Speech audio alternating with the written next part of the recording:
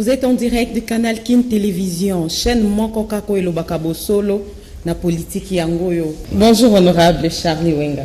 Merci, bonjour madame Constance. L'union sacrée, nous voulons comprendre aujourd'hui quelle est la vraie pensée de l'union sacrée.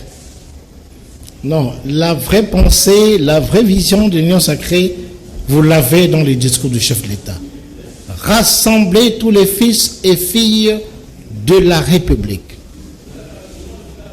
Au-delà des considérations politiques, le seul fondement, c'est le sens de la patrie. L'unité du peuple congolais autour des grandes valeurs de la patrie. Le peuple d'abord, la République d'abord, Dieu d'abord. Le président était clair là-dessus dans tous ses discours. Oui, parce que tout comme on a le contraire, les lots. Les lots comme union sacrée, on ne comprend plus. Eza kokende kolokota bande konyonso basala kina Mobutu, basala kina Kabila. To eza vision na yango eza pona ko rassembler bato ya sika pona kotonga Congo ya sika. Non, madame. Omoni vision ya mokonzi ezali akeko lokota. Non, bako lokota batute. Akeko lokota batia Mobutu, batu ya ancien président a lokotité. A lobby vision na ye ezali toti ya peuple congolais na centre ya makamunyo sur la politique ya Congo. Toti ya Congo, République du Congo na centre ya politique na biso. Toti ya Penzambe, vous avez vu, il a commencé la nuit du 31 au 1er janvier 2021. Le président a inauguré cette année politique par une messe dédiée à la République et au peuple congolais. Donc, pour le président de la République, grande valeur. Oh, il faut tolongwe en 2020, tokota 2021, prière. Atie Nzambe likolo. Atie Congo na kati ya maboko ya Nzambe. Première vision na yango wana. Deuxième vision, peuple d'abord. Troisième vision, l'état de droit. C'est clair. Et puis à 5 secondes la population, na ba parti politique, na peuple nyos. Oh amoni ki asa d'accord na vision nanga, boya côté nangai. À quel côté ayebisi bango bino ba congolais boza na intérêt akoya kotoyo autorité ya peuple na Nzambe na République devant na liboso yango na batu nyos wana wamoni non discours du président ezali discours moko très conséquent et responsable bango moko baye bakoti to sali union sacrée de la nation. Mais à kokipe kosangisa bato kozwa bato ya sika ko recruter une nouvelle génération pour na botongi ya Congo ya sika. Peut-être toza komona le fait ya kozwa bao basala kina Kabila basala kina Mobutu toza ko répéter ba même fait kino lelo. Il y a pas moyen à recruter bato ya sika pour totonga Congo ya sika. Justement maman Constance. Na cadre ya nouvelle vision ya mokonzi. A exclure mon côté. Il n'est pas dit que Moutasala qui n'a Kabila ou bien Moutasala na Mobutu que Batunyo soit dans Zamabe. C'est pas dit comme ça. Il y a de bons éléments parmi les gens qui ont travaillé avec Mobutu na Kabila. C'est clair. Mais ça n'empêche pas que maintenant, en tout cas, na souhait nangai, na lingi ainsi à l'obak na discours na ye, na ba discours na nyoso, azo refonder République. À cause en sorte que misala ya l'État ezala apolitique.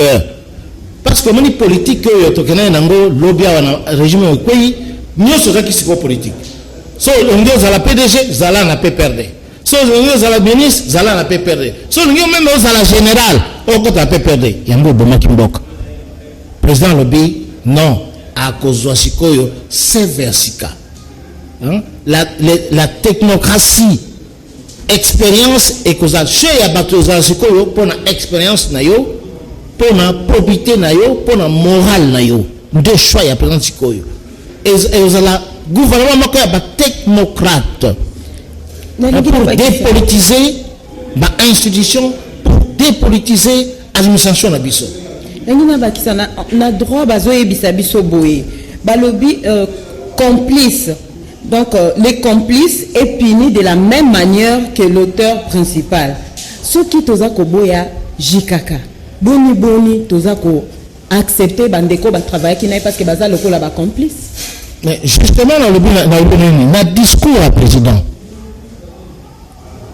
ce qui le président a poni que yo, ozaki mtamobutu bien jikaka. Mais à Monique, on dit que ça naïe. Oyebi que miso eza likolo na yo, bazo surveiller yo.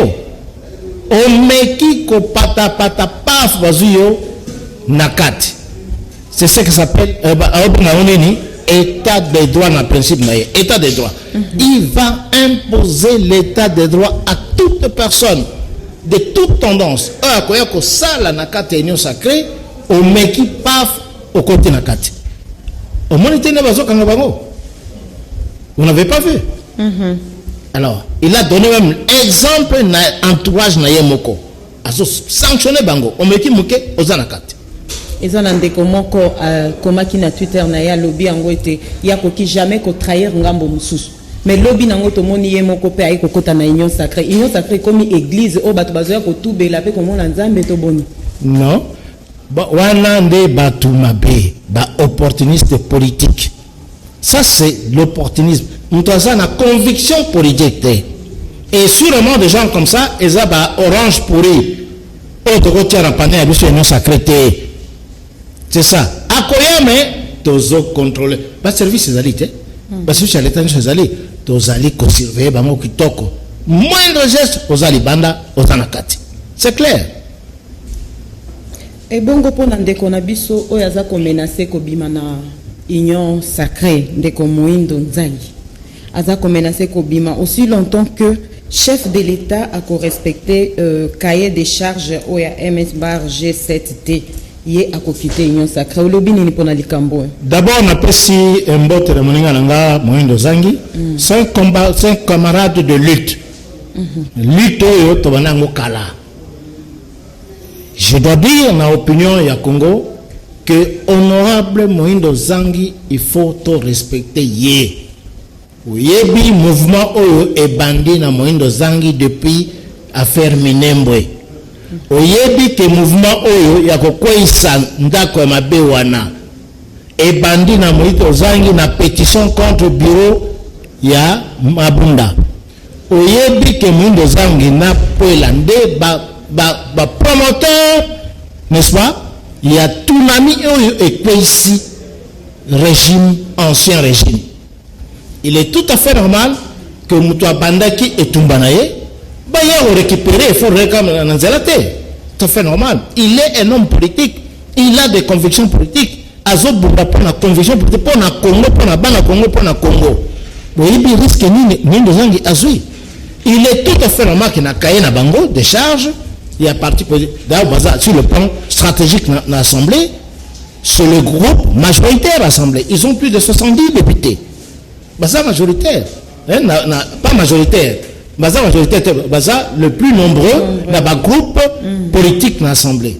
Il est tout à fait normal que ça, sur le plan politique, revendication à Bango, pour appeler sa poste Sengeli dans le groupe Wana.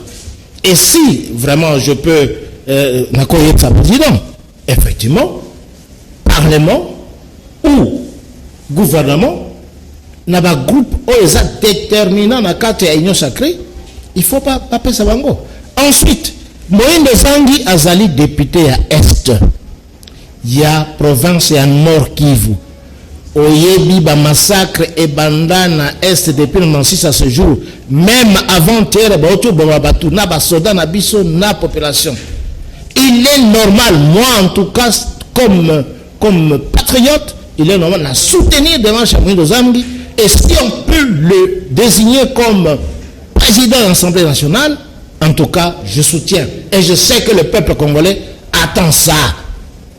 Donc, il attend ça parce que si Moïndo Zangi passe Premier ministre, si Moïndo Zangi passe président de l'Assemblée, il va contribuer ma casse pour Kimia et Kota.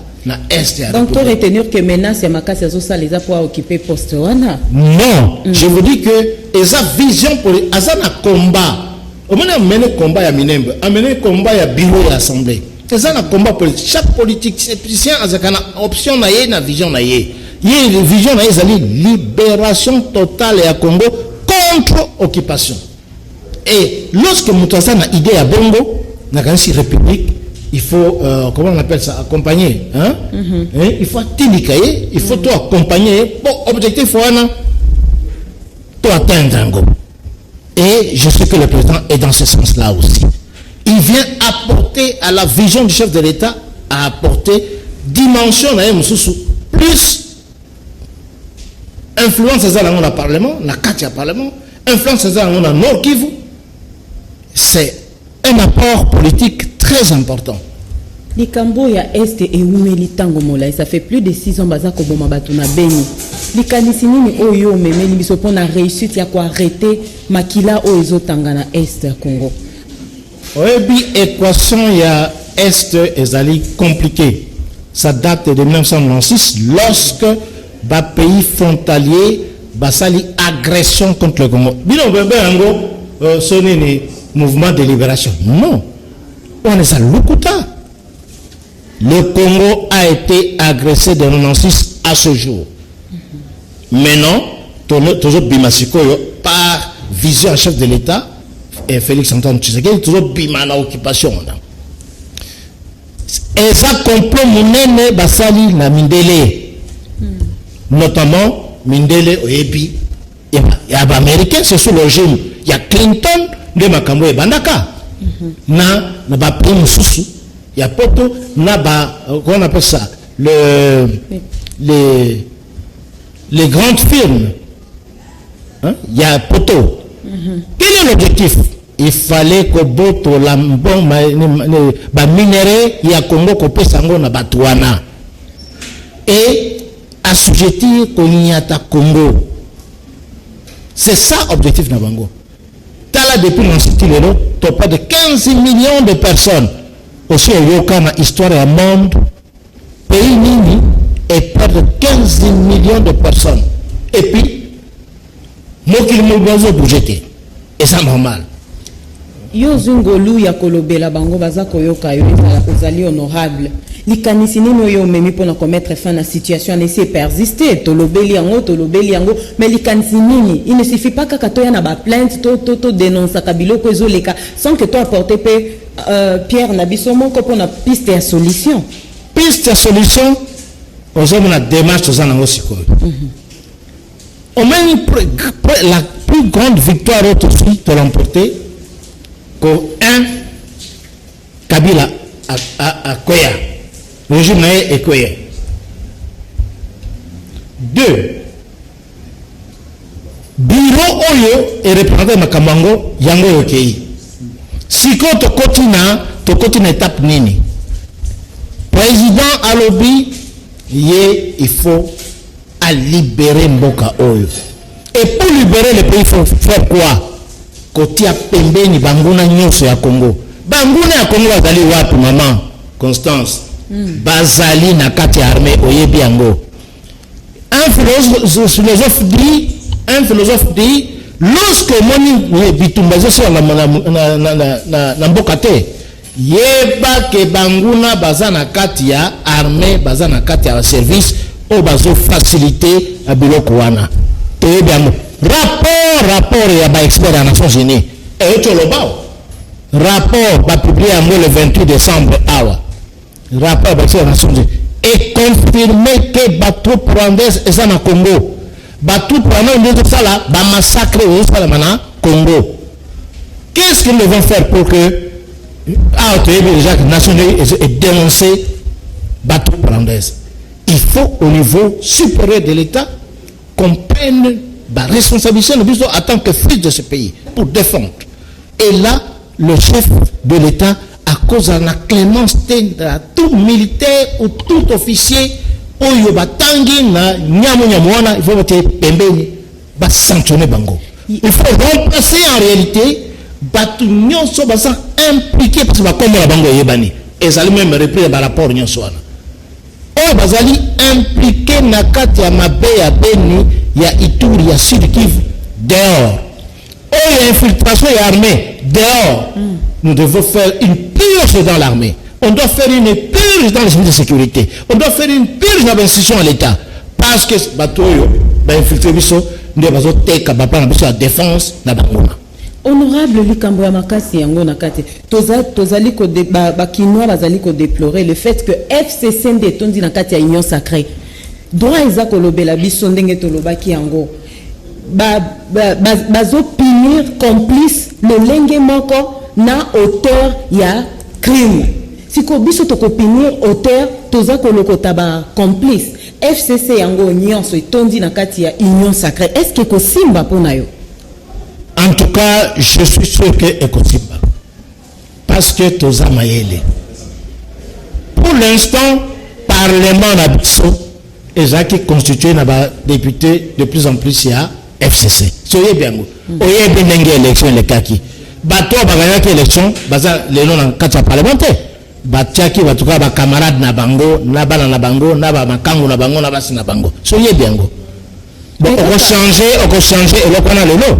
Mais à présent à kati cordon ombilical entre Yena FCC alobi mariage en to kwesha na mai wo oya lingi vision ngai président de la République oya reconstruction mboka ya refondation ya République sur de nouvelles bases aya côté ngai so oyi côté ngai koyena ba isuna bino muyibi ya corruption côté na bisoté. Mais Moutouassi a dénoncé le bien a commis en qui a coquille jamais qu'au trahir JKK.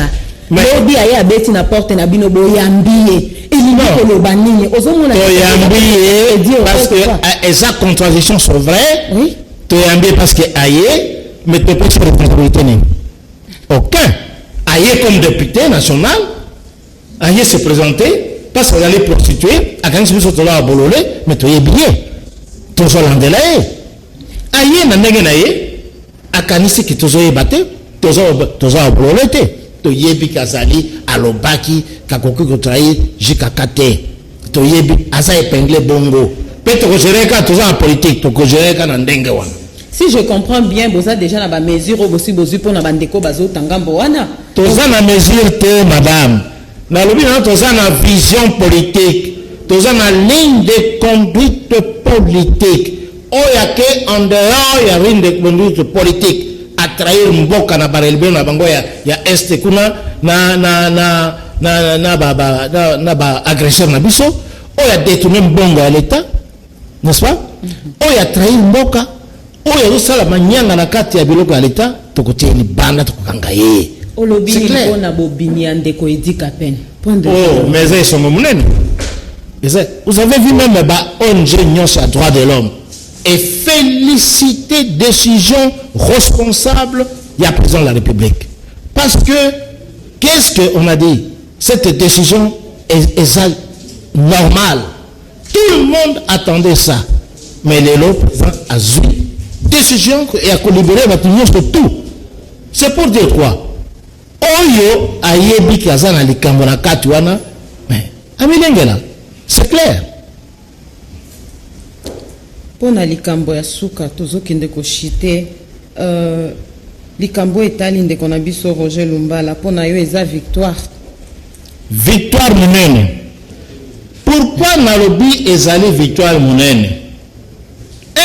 Okomona que na décembre oyo to remporté 3 victoires diplomatiques mais nana zolo bango même pas RTNC na bino RTNC wana ezolo bango te. Mais c'est grave. Comment est-ce que les Congolais ne peuvent pas capitaliser la victoire politique et diplomatique au président Azali qu'on remporté? Yali Bosso. Le 19 décembre, résolution en Conseil de sécurité est bimi. Et le bimi résolution wana. Il n'y a pas de crise politique au Congo. Les Nations Unies et la communauté internationale, le Conseil de sécurité et la communauté internationale soutient totalement politique et réqualification à majorité prônée par le chef de l'État. 3. Et lobby. D'un côté, en place tribunal pénal international pour le Congo, dossier Zajana, Conseil de sécurité. 4. Je vous dis, les hommes Victor Moko minene. C'est pour nettoyer classe politique, implication falsification, il y a bitumba, il y a détournement, il y a crime contre l'humanité et crime de génocide. Parce qu'il n'y a que la justice intérieure et internationale qui peut remettre la paix au Congo. Je vous donne l'exemple. Vous avez après la Deuxième Guerre mondiale, il y a eu quoi? Batiaki tribunal Nuremberg. Qui les lobes avaient traqué Banazi à travers le monde depuis 1945 à ce jour. Vous avez vu pour la guerre à Rwanda, génocide à Rwanda. On a mis un tribunal international. Qui les lobes avaient traqué le génocide à travers le monde. Pourquoi au Congo Bissau, on a perdu 15 millions de personnes? Il n'y a pas de tribunal. Aujourd'hui, bâti tribunal, Conseil de sécurité imposé tribunal. Et la preuve c'est quoi? Roger Mbalba Kangé pour un rapport mapping. Baza combien de rapport mapping? Plus de 400. Oba Boma, Oba Iba, Oba Pia Congo. Vous voyez ça, c'est parmi les résolutions du Conseil de sécurité. Qui empare la victoire diplomatique qui a président de la République? Personne. Pourquoi? Parce que nous, les Congolais, nous devons exploiter au maximum l'avantage politique de et diplomatique. En dehors de ça, vous allez constater que une résolution. Bon, caca, moi, qu'on ait une résolution. Russie. Et s'abstenir. Pourquoi s'abstenir? Après s'abstenir dans la résolution de la Bissau, Boyoki que les 28 hours, élections qui dans Centrafrique. Troupes rwandaises, plus de 3000 militaires de forces spéciales rwandaises. Troupes russes étaient dans Centrafrique pour intervenir. Qui en parle? Personne. C'est une menace pour nous. Il faut savoir la force, il y a un avion, il y a des russes, et ça les casse. Et ça, c'est une menace qu'il faut. Je demande au service. Tiens, ma yéle na bango na likamboy. 3. Sur le plan diplomatique. Et aussi victoire Oyo. Et le président a salué le discours le 6 décembre. Ambassadeur des États-Unis à lobby, je prends acte, il y a rupture, il y a mariage, FCC cash. Mais qui ont contesté? C'est l'ambassadeur de Chine. Merci beaucoup pour vous tous qui nous suivez en ce moment. Merci à notre équipe. Merci honorable Charlie Wenga de répondre à notre invitation. Naibi Makamba Kolobeza et Belé. Toko continuer Kolobango na suite à l'émission Nabiso Zalikoya. Bye bye.